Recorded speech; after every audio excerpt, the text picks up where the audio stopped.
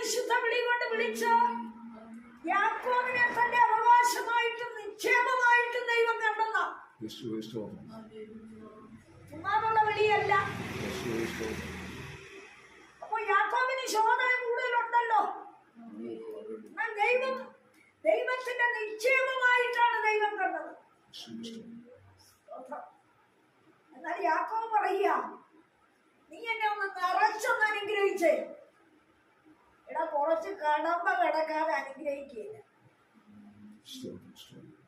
അവൻ സൂര്യന് തലവച്ച് കിടന്ന് ഉറങ്ങുമ്പോൾ കല്ല് തലയണയായി വെക്കുമ്പോ അവിടെ വെച്ച് ദൈവത്തോടൊരു തീരുമാനം ചെയ്തിരുന്നു. എന്ത്? ഞാനൊരു ആലയം പണിതോളാം. അവൻ യാമൊക്കെ കിടക്കും വരെ ആ ചിന്ത പിന്നെ പുറകെ അലക്കിയോ? ഇല്ല. ഭാര്യയെ നേടണം, മക്കളെ നേടണം, ഉയർന്ന നിലവാരത്തിലുള്ള സമ്പന്നത ഉണ്ടാകണം.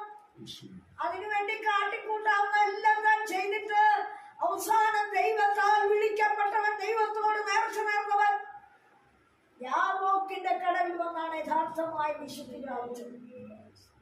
സ്തോത്രം, സ്തോത്രം, ഹല്ലേലൂയ.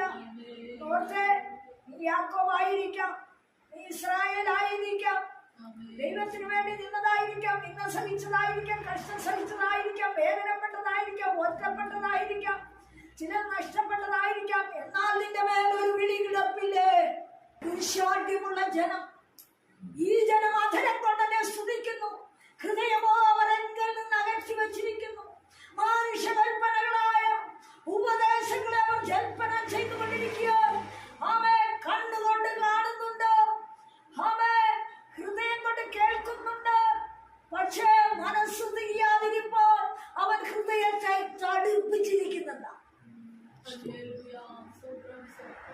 ഹൃദയം തടിച്ചിരിക്കുക.